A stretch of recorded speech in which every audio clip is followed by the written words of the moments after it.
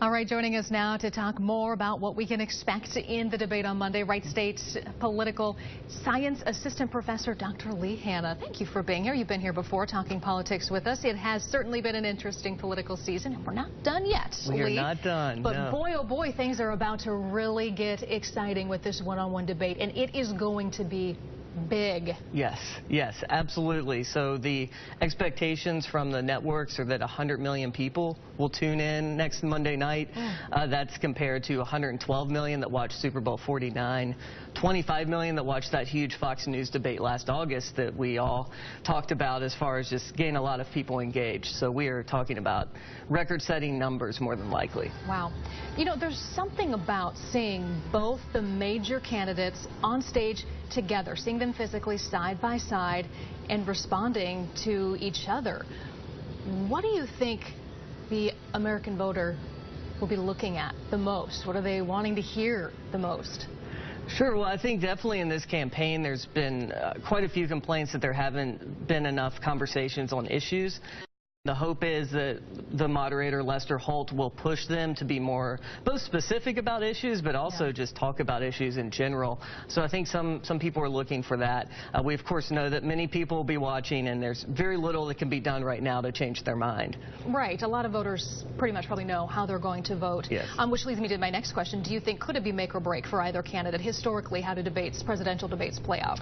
Sure. You can look back and think of these famous moments where a candidate either maybe exceeded expectations or had a quip or a one-liner that maybe took some issue off the table. Generally speaking, if you look at the approval ratings kind of prior to the first debate and then after the next several debates, 2 or 3 debates, the numbers don't move as much as you may think. They may move very quickly, you know, come Tuesday, Wednesday, but more often than not, candidates recover and we kind of go back to an equilibrium. They've had a lot of practice getting up to this point. Yes. We heard a little bit about this in this previous piece, but what's your take on the prep and strategy for each?